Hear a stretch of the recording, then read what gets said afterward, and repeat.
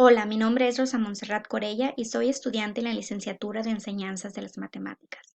Y en esta ocasión hablaremos un poco acerca del tema de probabilidad frecuencial, que se le llama así al cálculo de la probabilidad de un evento y la frecuencia relativa del mismo. Para determinar la probabilidad frecuencial, se repite un número determinado de veces. Posteriormente se registran los datos. Puede entenderse también como el cociente entre la cantidad de casos favorables y la cantidad de casos posibles.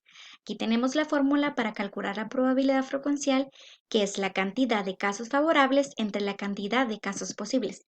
Y a continuación veremos un ejemplo para que nos quede un poco más claro cómo calcular la probabilidad frecuencial. Nos dice que en la empresa de programación, desarrollo de software de Ciudad de México existen 2,000 empleados, según su edad y su sexo, de acuerdo con la tabla de doble entrada. Como podemos observar, están los datos sobre las mujeres y los hombres, menos de 30 más. Primeramente, nos pide obtener la probabilidad de que elegir un empleado al azar, este sea hombre. Entonces, ¿cómo vamos a calcular la probabilidad? Pues siguiendo la fórmula que consistía entre los casos favorables entre el total de casos posibles.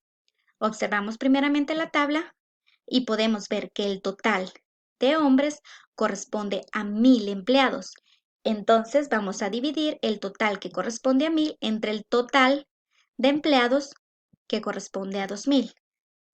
Entonces tenemos que 1,000 entre 2,000 es 0,5. Para obtener el porcentaje, multiplicamos 0,5 por 100, lo que nos da un 50%, que esta es la probabilidad de que elegir un empleado al azar, este sea hombre.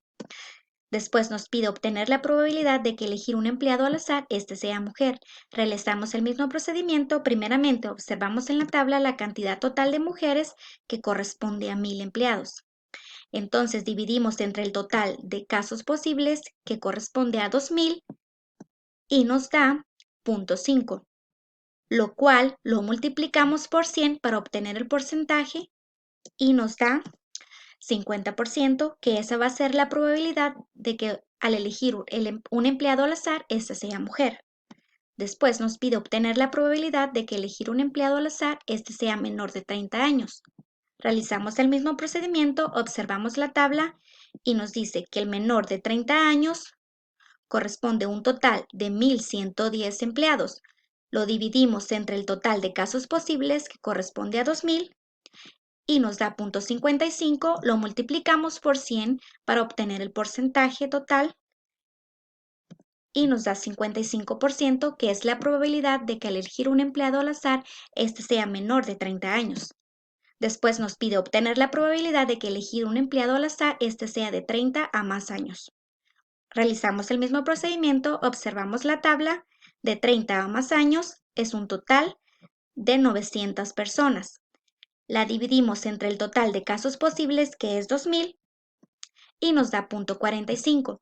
Multiplicamos 0,45 por 100 para obtener el porcentaje y nos da un total de 45%, que es la probabilidad de que elegir un empleado al azar, este tenga 30 a más años.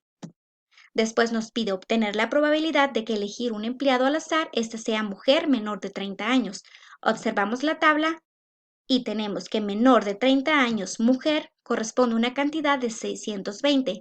Lo dividimos entre el total de casos posibles, que es 2,000, y nos da 0,31.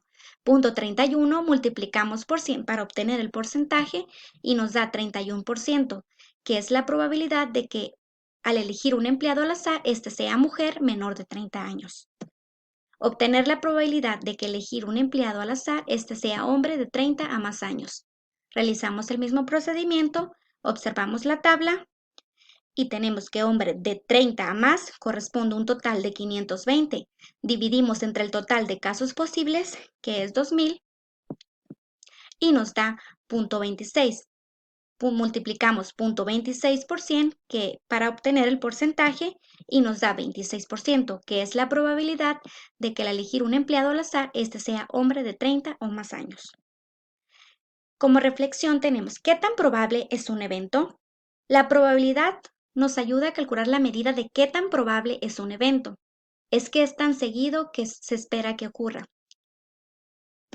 La probabilidad toma valores, como podemos observar, entre 0 a 1. También pueden ser expresados en porcientos.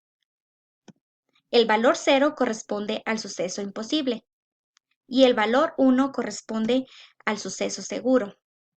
Y el que está entre estos intervalos corresponde al suceso probable.